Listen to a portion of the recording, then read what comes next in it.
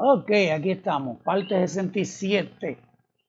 Y vamos a comenzar con esta sección de cuánto calvinismo hay en Juan, capítulos del 1 al 3.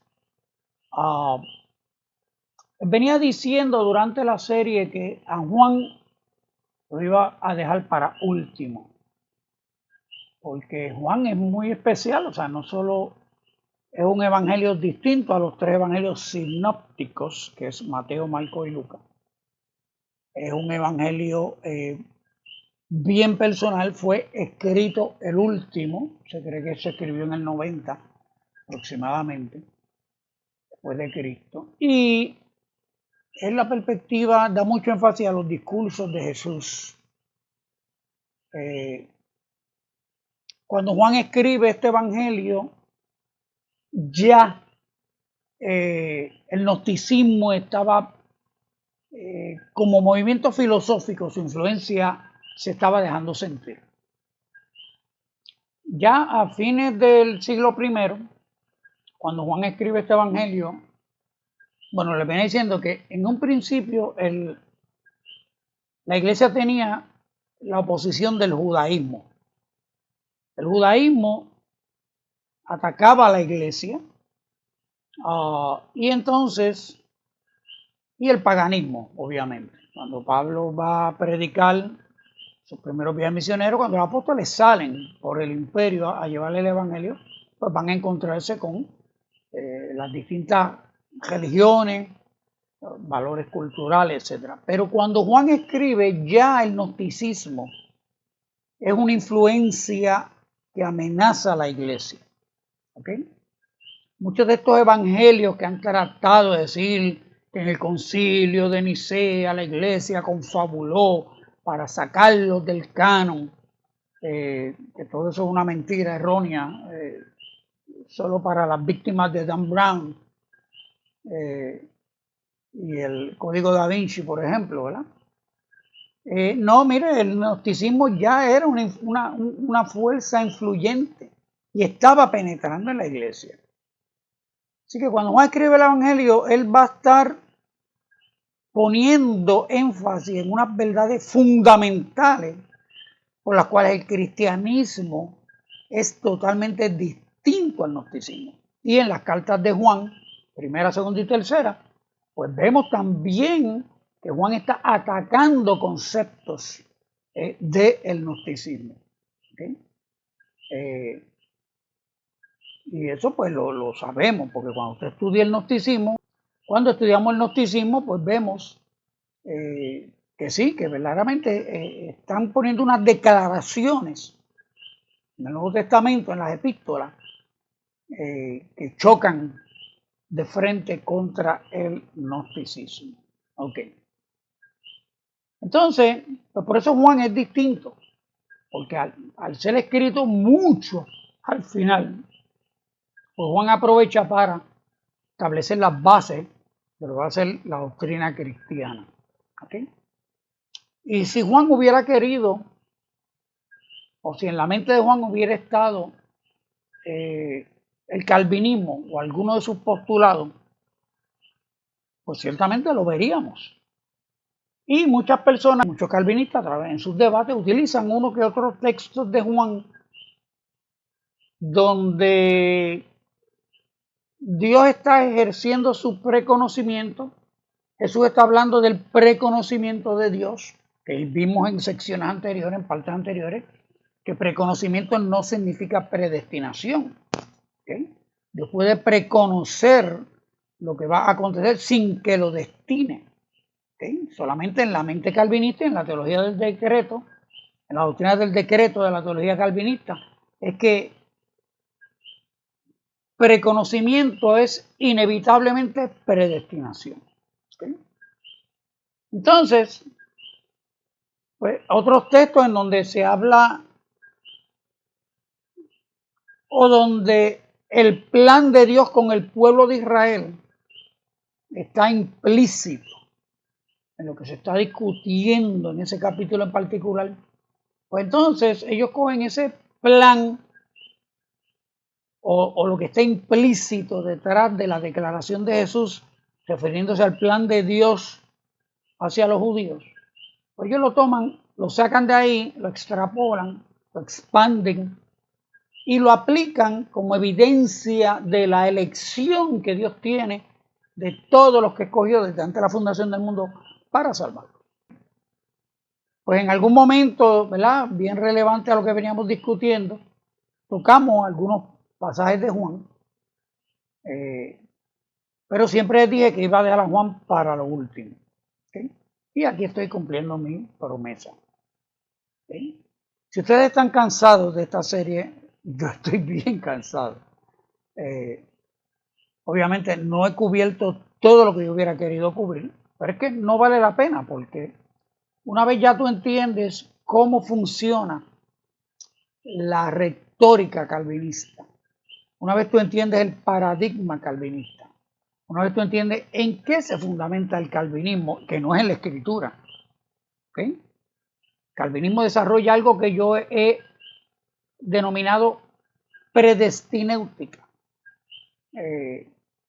Y es la forma particular de interpretar la Biblia para que concuerde con la predestinación. Pero no es porque la Biblia, los autores de la Biblia, querían enseñarnos sobre la predestinación. ¿Okay? Bueno, pues entonces vamos a coger el Evangelio de Juan. Y en Juan hay varios textos utilizados por los calvinistas para probar su calvinismo. En hermenéutica tenemos que considerar el contexto cultural, el contexto del texto, la gramática y el propósito del autor para poder concluir sobre lo que escribe. Si usted coge un libro, el libro sencillo de hermenéutica que vendía Editorial Vida y todavía se consigue, esto es básico. Esto es básico. Si tú vas a la introducción de mi estudio en Daniel y Apocalipsis, allí yo puse en esa introducción reglas de interpretación bíblica del 1869. ¿Sí? Entonces, y ahí tú ves eso. Tú no puedes, fíjense que el que quiere probar la Biblia va a utilizar algo que la Biblia dice. Pero como yo siempre he dicho, y lo han visto en mis posts en Facebook, una cosa es lo que la Biblia dice y otra cosa es lo que la Biblia enseña. No siempre lo que la Biblia dice es lo que enseña. ¿Okay? Tenemos el refrán tradicional de que sacas un texto de su contexto para hacer un pretexto. Y hemos dicho siempre que tú puedes probar lo que tú quieras con la Biblia. ¿Cómo la gente prueba lo que le da la gana con la Biblia? Pues lógico, buscan algo que la Biblia dice. Pero no es lo que la Biblia dice, es lo que la Biblia enseña.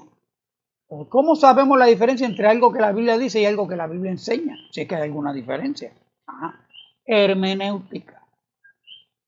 Hermenéutica.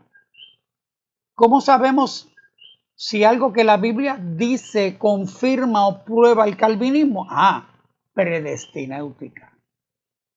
Tú tienes que leer la Biblia como te enseña el calvinismo a leerla para que la Biblia te pruebe el calvinismo. Pero como yo siempre he dicho, cuando nosotros comenzamos en la catacumba éramos casi todos universitarios.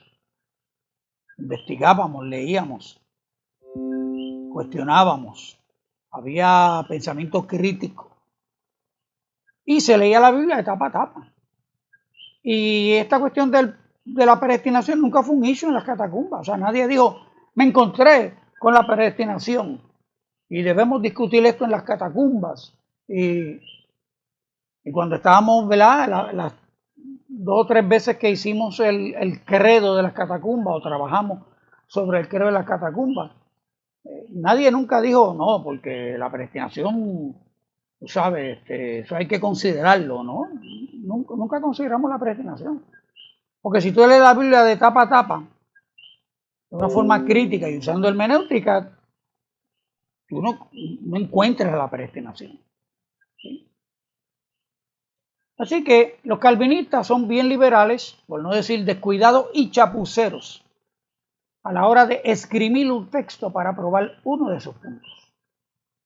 Vamos a ver el Evangelio de Juan pasaje por pasaje, a ver cuánto calvinismo había en la mente de Juan.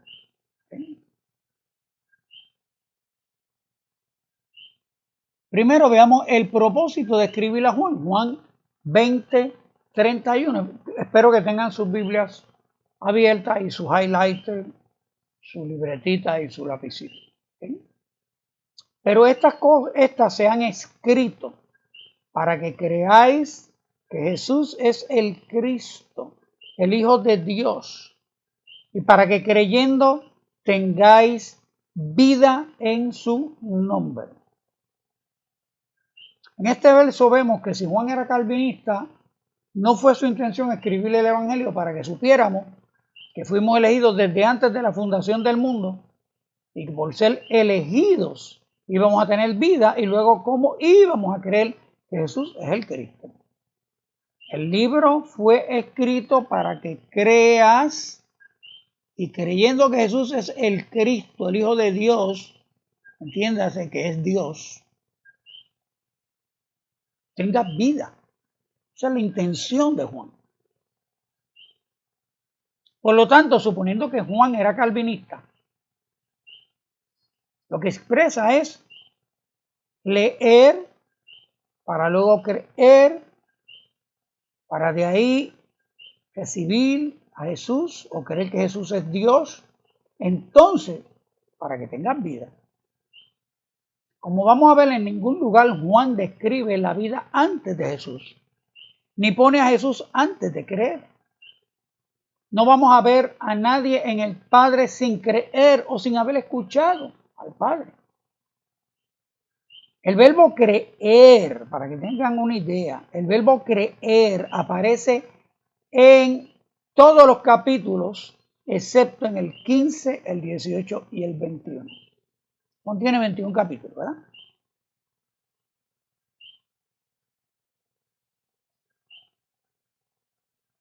En 3 capítulos no aparece el verbo creer. En el capítulo 15 habla de la vid, de permanecer, de por qué los eligió y las consecuencias del discipulado.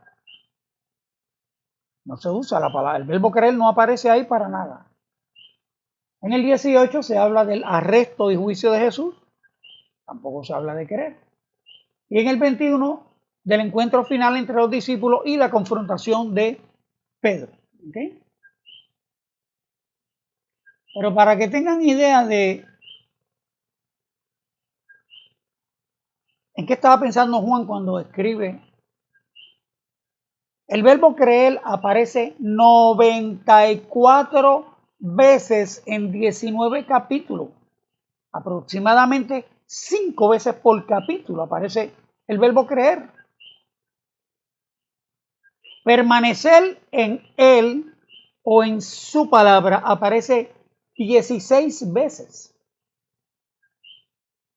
¿Que Dios te hace permanecer? 0. Guardar su palabra o mandamientos aparece 13 veces. Todo eso en comparación, todas esas palabras aparecen en esa cantidad en comparación con elegir, y aparece 3 veces nada más. Y miren las 3 veces que aparece elegir. Juan 13:18. No hablo de todos vosotros. Yo sé a quienes he elegido. Mas para que se cumpla la escritura, el que come pan conmigo levantó contra mí su calcañal. Juan 15:16. No me elegisteis vosotros a mí, sino que yo os elegí a vosotros y os he puesto para que vayáis y llevéis fruto. Y vuestro fruto permanezca, para que todo lo que pidierais al Padre en mi nombre, Él os lo dé. Juan 15:19. Si fuerais del mundo, el mundo amaría lo suyo. Pero porque no soy del mundo, antes yo os elegí del mundo, por eso el mundo os aborrece. Y el verbo escoger, o sea, elegir, aparece 3 veces en esos 3 Y escoger aparece una sola vez en Juan 6:70. Jesús les respondió: no os he escogido yo a vosotros los 12, y uno de vosotros es diablo. En esos 4 versos se puede ver que se refiere a los 12.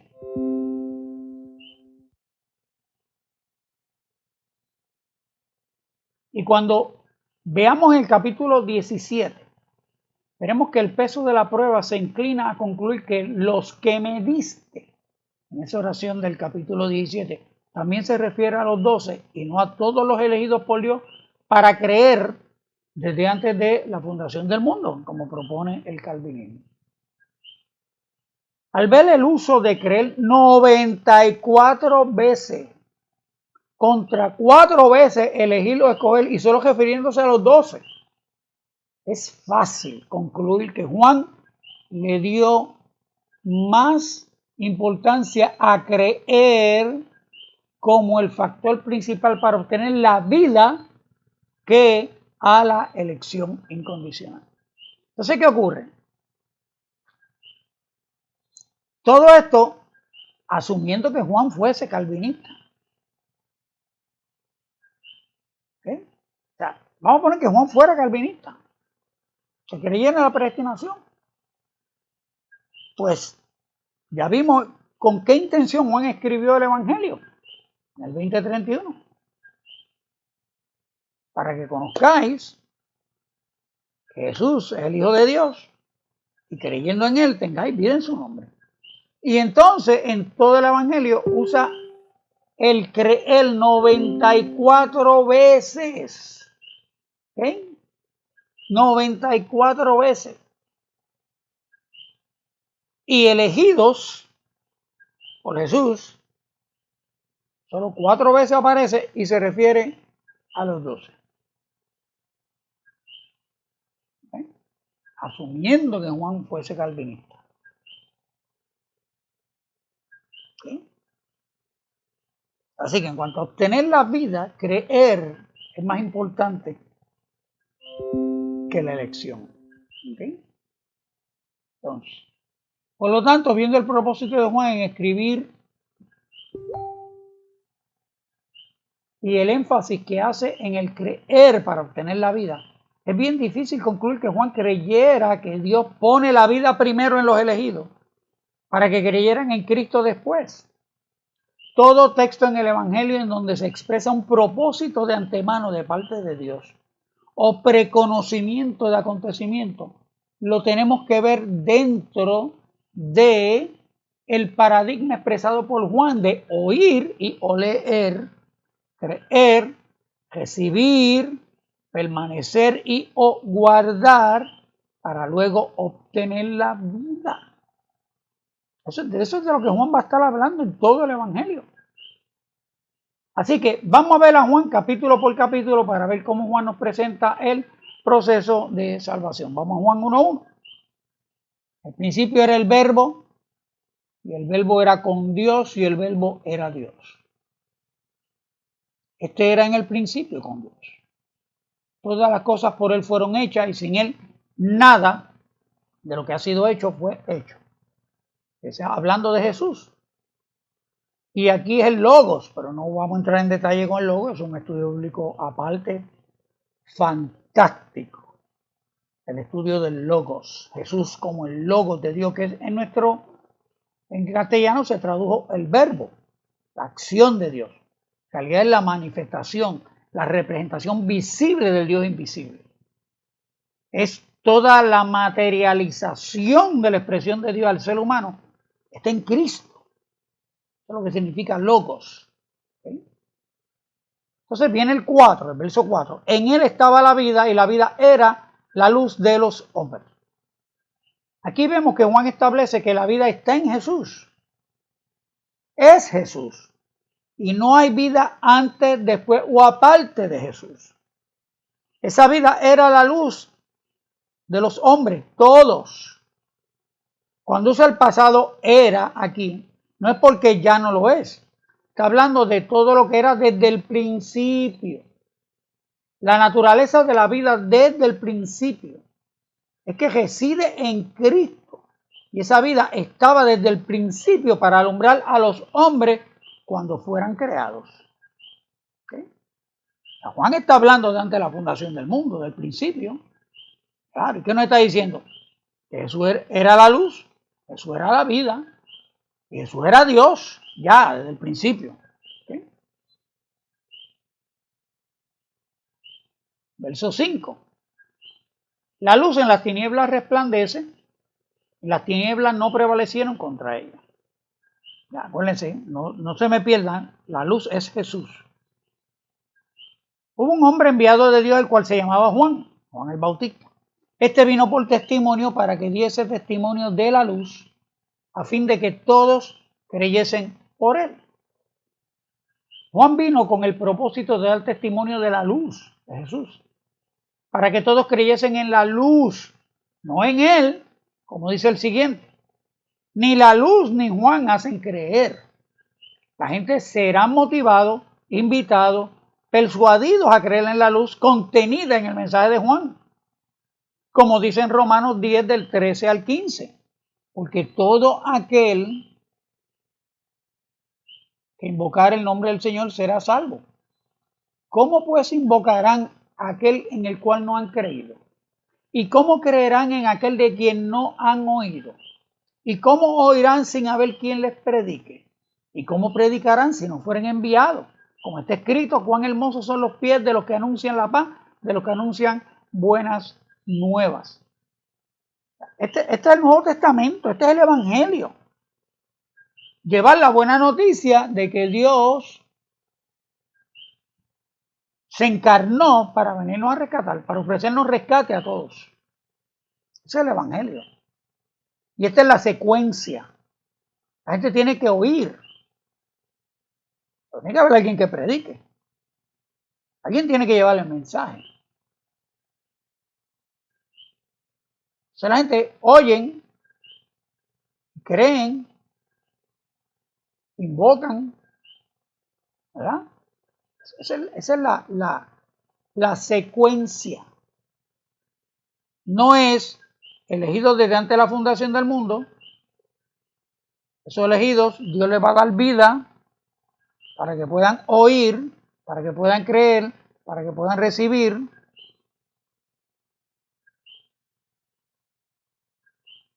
Ese es el orden calvinista. Pero aquí no, ese no es el orden que vemos ni en Juan ni en Romanos. Seguimos con el 8. No era él la luz, Juan, sino para que diese testimonio de la luz. 9. Aquella luz verdadera que alumbra a todo hombre venía a este mundo. Aquí vemos que la luz alumbra a todos, no solo a los elegidos, también que vienen distintos a haberse venido revelando.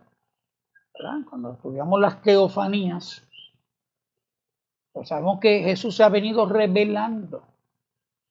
Cuando Jesús se le reveló a Abraham, Jesús lo dice. ¿Sí? En Miqueas dice que sus salidas son desde los tiempos de la eternidad. El Logos ha venido revelándose, pero ahora venía a este mundo y está hablando de la encarnación. En el mundo estaba y el mundo por él fue hecho, pero el mundo no le conocía. Ya nos dijeron en el 4 que Jesús era la vida y la luz. Aquí dice que estaba en el mundo y aunque estaba y el mundo fue por él hecho, no le conocieron. Esto suena contradictorio con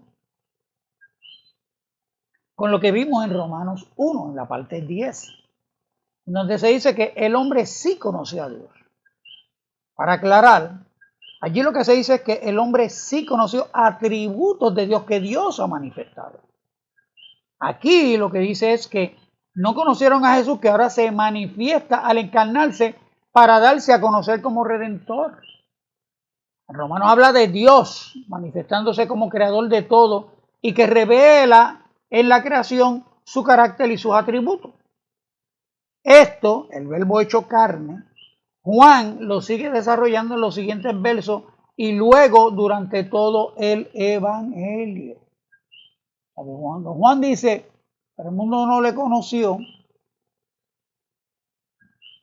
refiriéndose a que cuando Jesús vino y se manifestó carnalmente, no lo conocieron. ¿Qué más sigue diciendo Juan? Verso 11. A los suyos vino, y los suyos no le recibieron. La luz vino con un propósito, y vino a los que le pertenecen, pero los que le pertenecen, suyos, no lo recibieron. En hermenéutica hacemos preguntas. ¿Cómo que los que le pertenecen no lo recibieron?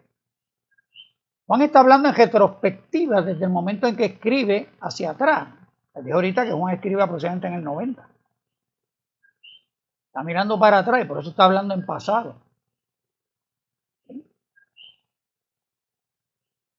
A lo que pasó cuando se manifestó a los judíos. Cuando esa luz vino y se manifestó a los judíos eran los elegidos a recibir el evangelio antes que los gentiles y lo rechazaron. ¿Ven?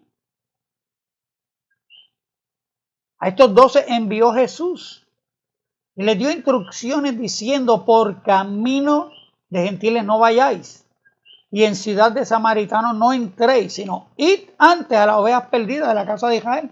Mateo 10, 5 al 6. Él respondiendo dijo: no soy enviado sino a las ovejas perdidas de la casa de Israel. Mateo 15, 24. O sea que la intención de la luz era venir a los suyos, a sus hermanos, como dice en hebreo, los mismos hermanos de Pablo según la carne. La intención de Dios era que traer el evangelio primero a los judíos, darle la oportunidad a ellos primero para que ellos lo aceptaran, lo reconocieran. ¿Cuántas veces quise juntar tus hijos como la gallina junta sus polluelos debajo de sus alas y no quisisteis? Eso no es muy calvinista. ¿Okay? Aquí Juan saca a la luz ese hecho. A los suyos vino y los suyos no les recibieron. Todos no les recibieron. Vamos al 12. Mas a todos los que le recibieron, a los que creen en su nombre, les dio potestad, autoridad de ser hechos hijos de Dios. De esos suyos que no los recibieron y de los que no son suyos, los gentiles, que les recibieron, todos recibieron la autoridad de ser hechos los hijos de Dios. No por ser elegidos desde antes de la fundación del mundo, sino por recibir a Jesús y creer en su nombre. Es lo que el Evangelio va a proponer en los Hechos y en el resto del Nuevo Testamento. Creer e invocar. Si creyeres en tu corazón, Dios lo levantó de entre los muertos. Invoca, confiesa con tu boca que Él es el Señor. Serás salvo. O sea, no vas a invocar ni vas a creer porque eres salvo. Tienes que creer y tienes que invocar para ser salvo. Fíjense que en la parte, se me olvidó poner aquí el detalle, pero cuando estábamos estudiando la palabra escoger, parte 31 a la 40 creo que, o 30 a 39. Cuando vimos la palabra en los Hechos, discutimos lo que es el Evangelio. ¿Qué es el Evangelio? Y vimos que el Evangelio es creer en una persona. Se anuncia una persona y la gente se convierte en una persona.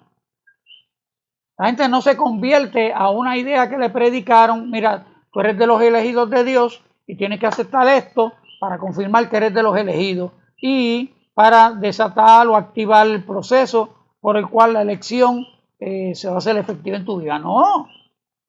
En ninguna parte de los Hechos está eso. En ninguna parte del Nuevo Testamento está eso.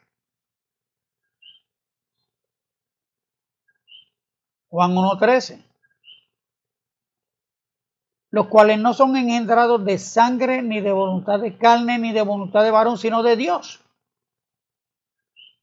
Es un proceso sobrenatural producido por Dios en los que reciben y creen. Y aquel verbo fue hecho carne y habitó entre nosotros. Y vimos su gloria, gloria como del unigénito del Padre, lleno de gracia y de verdad. Juan dio testimonio de él, de la luz, y clamó diciendo: este es de quien yo decía, el que viene después de mí es antes de mí, porque era primero que yo. Porque de su plenitud tomamos todos, y gracia sobre gracia. Juan retoma el tema de la eternidad y deidad de Jesús, que fue con lo que empezó el capítulo 1. Pero aquí deja claro que la gracia no es antes ni aparte de Jesús. La gracia procede de Jesús y no Jesús procede de la gracia, que es la propuesta calvinista. Porque la propuesta calvinista, como vimos, es que Dios envió a Jesucristo a morir por los elegidos. Y por la gracia de Dios es que Dios eligió por su gracia a los que iba a salvar. Y manda a Cristo por su gracia a morir solo por los elegidos. Solo los elegidos pueden recibir a Cristo porque Dios los va a regenerar para que crean, porque el hombre es incapaz de querer, creer o aceptar a Cristo por sí mismo. Esa es la propuesta calvinista. O sea, cuando usted oye por aquí en el folclore evangélico que la gracia nos salva, la gracia no salva a nadie. Vimos los textos en donde gracia y salvación aparecen juntos y son uno o dos textos y no es eso lo que quieren decir. Es una metáfora. El que salva es Cristo. Nosotros no nos convertimos a una idea llamada gracia. A nosotros no nos predicaron la gracia, a nosotros nos predicaron a Cristo. O sea, yo nunca escribí una tablita ni escribí con Magic Marker en ningún sitio: la gracia te ama. ¿Ok? El Señor nos habló en profecía montones de veces en la casita. Ustedes van a escribir: Cristo te ama, en todas partes. No, la gracia te ama. Nosotros no nos mandaron a predicar la gracia. Dios mandó allí y a predicar: Cristo viene. A nosotros Dios nos mandó a predicar: Cristo te ama. ¿Verdad? Si Dios manda a los calvinistas a predicar la gracia te ama, la gracia salva, bueno, pues allá ellos. ¿Sí? Pero aquí, de Jesús, tomamos gracia sobre gracia. Pues la ley por medio de Moisés fue dada, pero la gracia y la verdad vinieron por medio de Jesucristo. La gracia y sus efectos, la verdad y sus efectos vinieron por Jesucristo. Dios no aplica su gracia y su verdad primero para que llegue Jesús y la salvación a tu vida después. El 18.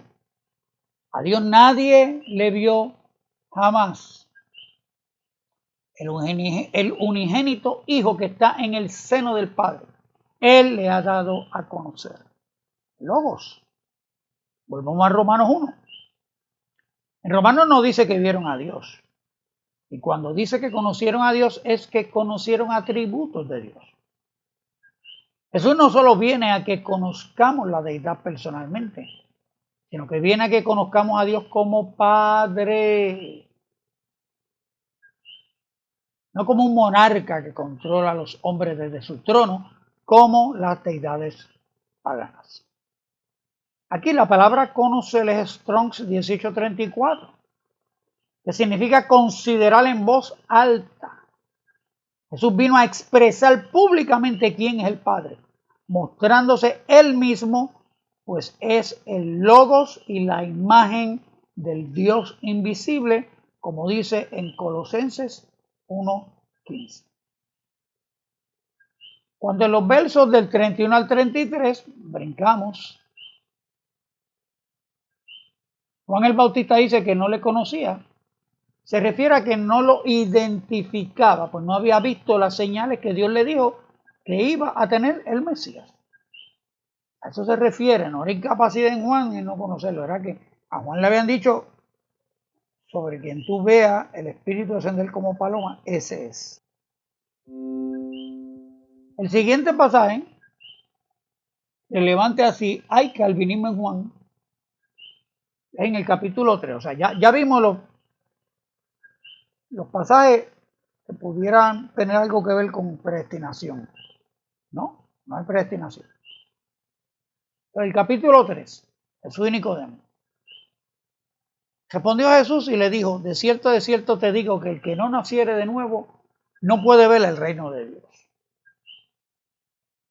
Aquí Jesús dice que hay que nacer de nuevo para ver el reino y no para creer y recibir al rey del reino. Lo que Jesús le va a explicar a Nicodemo es que nadie en su estado natural puede ver tan siquiera el reino, mucho menos participar o pertenecer. Respondió Jesús, de cierto te digo que el que no naciere de agua y del espíritu no puede entrar en el reino de Dios. Lo que es nacido de la carne, carne es, y lo que es nacido del espíritu, espíritu es. Juan 3:6. Aquí la palabra nacer, miren qué curioso, la palabra nacer aquí es la misma palabra engendrar del capítulo 1:13. Ahora, ¿es ese nacer de nuevo por el espíritu la regeneración calvinista? Ya vimos en el 1, 12 y 13 que hay que creer y recibir para ser engendrado, que es el mismo verbo para nacer aquí, ¿verdad? O sea, en el 13 dice los que reciben, creen en su nombre, les da potestad del Hijo de Dios, los cuales no son engendrados. Pues la palabra engendrado allí es la misma palabra nacer aquí. ¿Okay? El texto no dice que primero nacieron para luego darles la potestad, para luego creer y recibir. Es implícito que les dio la potestad cuando creyeron y recibieron. Los hijos comienzan cuando nacen. ¿Cuándo les dio? Pues cuando creyeron y recibieron. Por tanto, nacieron en ese momento. Y nacer del Espíritu no ocurre antes de recibir y creer. No lo van a ver en Juan. En la teología calvinista lo vas a ver. Pero en Juan no lo hemos visto. ¿Sí? En el 3, el 13 al 15, Jesús introduce la vida eterna. La vida eterna no se ha mencionado todavía. Es aquí por primera vez que Jesús habla de la vida eterna. Que después la va a seguir, va a hablar de la vida eterna. Va a hablar de vida, va a hablar de vida en abundancia, va a hablar de vida eterna. Muy importante. No está hablando exactamente de la misma vida. Nadie subió al cielo sino el que descendió del cielo, el Hijo del Hombre, que está en el cielo. Y como Moisés levantó la serpiente en el desierto, así es necesario que el Hijo del Hombre sea levantado, para que todo aquel que en él cree no se pierda, mas tenga vida eterna. De la misma manera que mirar la serpiente en el desierto salvaba de morir al que era picado. Así el que mira al Hijo del Hombre en la cruz y crea en lo que allí pasó, tiene vida eterna. No tiene vida eterna para que pueda mirar al Hijo del Hombre y creer. Es más, voy a añadir más. Nadie puede creer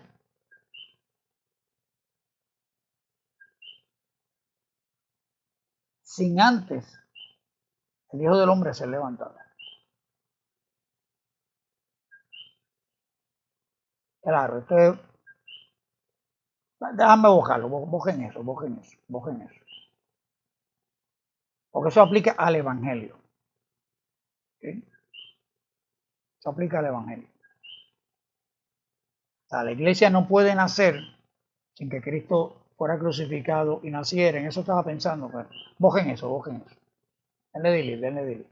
Sí, porque también tenemos el problema de que la fe, todos los que fueron justificados por la fe antes de Jesús ser crucificado. ¿Sí? Pero sí, aquí el hecho es que el Hijo del Hombre, lo que la gente va a creer del Hijo del Hombre, es su crucifixión y resurrección. Eso es lo que él está enfatizando aquí. Entonces, tiene vida eterna. Porque de tal manera amó Dios al mundo, que ha dado a su Hijo unigénito para que todo aquel que en él cree no se pierda, mas tenga vida eterna. 3:16. Aquí se amplía cómo ocurre la salvación. Dios envió por amor al mundo a todos, con el propósito, con la intención de que todo el que cree, no que crea una vez ya y se fue para su casa, todo el que cree continuamente no se pierda y tenga vida eterna. Es lo contrario a tener la vida eterna para creer en el Hijo, y es redundante que no se pierda. Es la propuesta calvinista. ¿Sí? Tú tienes que creer primero, después viene la vida eterna. ¿Sí? Después viene la vida de Dios a tu vida. Eso lo vemos en todo el Nuevo Testamento. Hay tal cosa como vida antes para creer después. Como vimos estudiando uno de los pasajes de Romanos, la regeneración aparece solo en 2 textos. Y los calvinistas hacen toda una teología, construyen toda una teología a base de 2 textos, tratando de probar que la regeneración ocurre antes de, y esos 2 textos no tienen nada que ver con eso, no están hablando de eso. Búsquenlo en la concordancia. Seguimos el 17. Porque no envió Dios a su Hijo al mundo para condenar al mundo, sino para que el mundo sea salvo por él. O sea, no hay salvación sin Cristo. La intención de Dios es salvar al mundo por medio de Cristo, no salvar a los elegidos solamente. Porque no envió Dios a su Hijo al mundo para condenar al mundo, sino para que el mundo, todo el mundo, sea salvo por él. Los calvinistas dicen, no, hay un mundo, tú tienes que entender que son los elegidos nada más. Suelta con eso. El que en él cree no es condenado.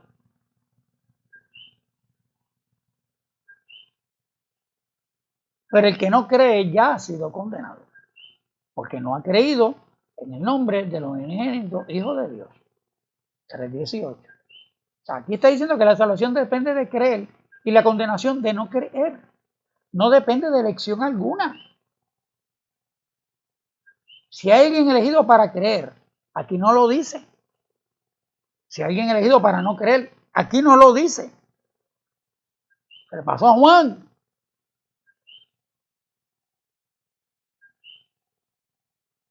Y esta es la condenación. Mire qué interesante. Que la luz vino al mundo y los hombres amaron más las tinieblas que la luz porque sus obras eran malas. Porque todo aquel que hace lo malo aborrece la luz y no viene a la luz para que sus obras no sean reprendidas. Versos 19 y 20. ¿De qué o de quién depende la condenación? La luz vino al mundo, así que no depende de Dios que no hizo nada. Y vino a todos los hombres. Vino a todos los hombres. Lo vimos en el 1:9. La luz que alumbra a todo hombre. Los hombres amaron más las tinieblas. ¿Todos los hombres? No. Aquí hay una parte que amaron más las tinieblas porque sus obras eran malas, y explica.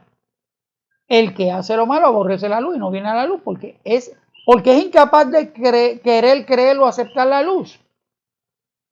No, para que sus obras no sean reprendidas. No se atribuye intención a la luz, a Jesús o a Dios, de no querer alumbrar a algunos. Se atribuye a que escogen la maldad y no quieren que se exponga. Está hablando de todos los hombres y que todos aborrecen la luz. Viene el 21. Mas el que practica la verdad viene a la luz, para que sea manifiesto que sus obras son hechas en Dios. Oh, El que practica la verdad viene, no es traído, para que se manifieste. Por lo tanto, no todos aborrecen la luz por inhabilidad, sino porque deciden. Y hay unos que practican la verdad y vienen. ¿Entendieron eso? Porque aborrecen la luz no es porque son incapaces de aceptar la luz, eso no lo dice ahí. La explicación que da Juan es, no quieren venir a la luz para que sus obras no sean reprendidas, no quieren exponerse. Mira, que el problema del ateo. El ateo no quiere reconocer que hay un Dios porque no quiere, la idea de que hay alguien ahí arriba a quien hay que darle cuenta no va con él. Pues, no quiere rendir cuenta, no quiere obedecer, no quiere que lo manden, no quiere responsabilidad con algo ahí arriba. Porque sí, muchos ateos son gente muy moral, muy sociable, muy cívico, y sí, ellos entienden, tienen una responsabilidad hacia los semejantes, bla, bla, bla, bla, bla, y ok. Pero eso no. Pues aquí Juan está diciendo la razón por la cual esa gente aborrece la luz. No está hablando de que fueron elegidos, o no está hablando de incapacidad, depravación total, inhabilidad total para aceptar la luz. Porque de toda esa gente, hay unos que practican la verdad y vienen precisamente para que sus obras sean manifiestas en la luz. Esto se dice para explicar la condenación, la cual depende de creer o no. La vida eterna depende de creer en el Hijo, que es la luz. Lo vimos en el 1.4 y 1.9. El que viene a la luz, al Hijo, y cree en el Hijo, tiene vida eterna. El que no cree ya ha sido condenado porque no cree en el unigénito y porque no quiere venir a la luz. Y el verbo viene en el 20 y 21. Está en la voz media. Acabar de chaval la cosa. Juan lo puso en voz media. ¿Qué significa la voz media en el griego? Vinieron por ellos mismos. Voz media es cuando el sujeto se aplica la acción a sí mismo. Yo me peino. Eso es voz media.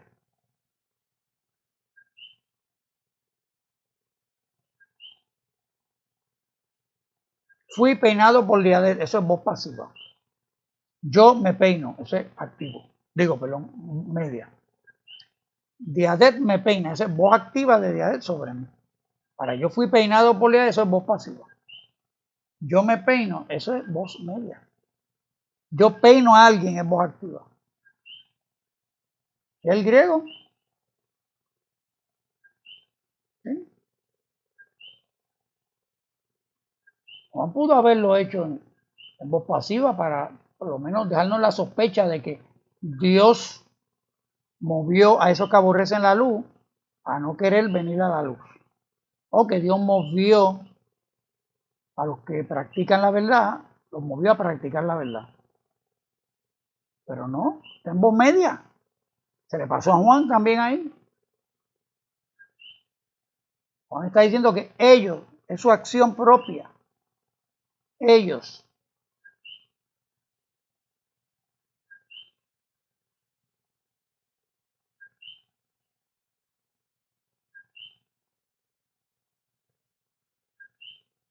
Estamos. Ok, lo damos ahí por hoy. Gracias a los que siempre me envían su ayudita. Pueden enviarla, ya saben, pedrorayahipolito@hotmail.com, que es la cuenta de PayPal. HC03 Box 8156 es mi dirección postal. Y ATH móvil 787-688-1807. ¿Okay?